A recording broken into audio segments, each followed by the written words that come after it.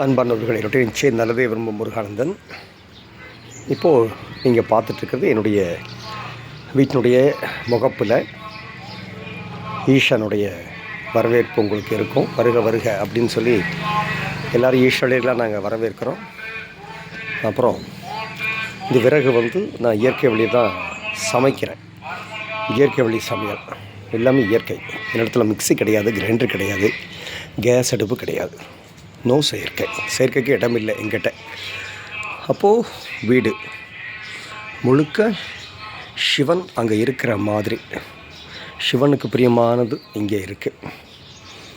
பலவிதமான செடிகள், பலவிதமான உயிரினங்கள், அணில், மைனா, எறும்புகள் எல்லாமே இங்கே வந்துட்டு போயிட்டுருக்கு இந்த வீட்டில். அப்போது சிவனுக்கு பிடித்த மாதிரி வச்சுட்டா சிவன் அவனுக்கு பிடித்த மாதிரி நம்மளை வச்சுக்குவார். தான் நீங்கள் பார்க்குறீங்க சிவனை, சிவபெருமானை இப்படி வச்சுக்கிறதுல எனக்கு பெரிய ஆனந்தம்.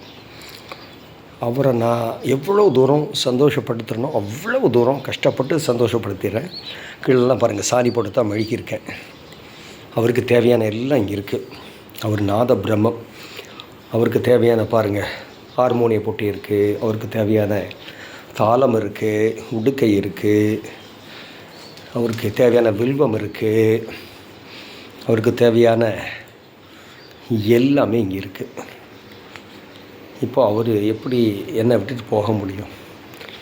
நான் அவரை தினந்தோறும் காலையில் ஒரு 5 மணி அப்படிங்கிற அந்த காலகட்டத்திலே அவர் நான் சந்தோஷப்படுத்திடுறேன். விளக்கு வச்சிடுறேன், தூபதீபம் காட்டிடுறேன், மலர்களை பறிச்சு வச்சிடுறேன், நைவேத்தியம் பண்ணி வச்சிடுறேன், பாடலெல்லாம் பாடிடுறேன்.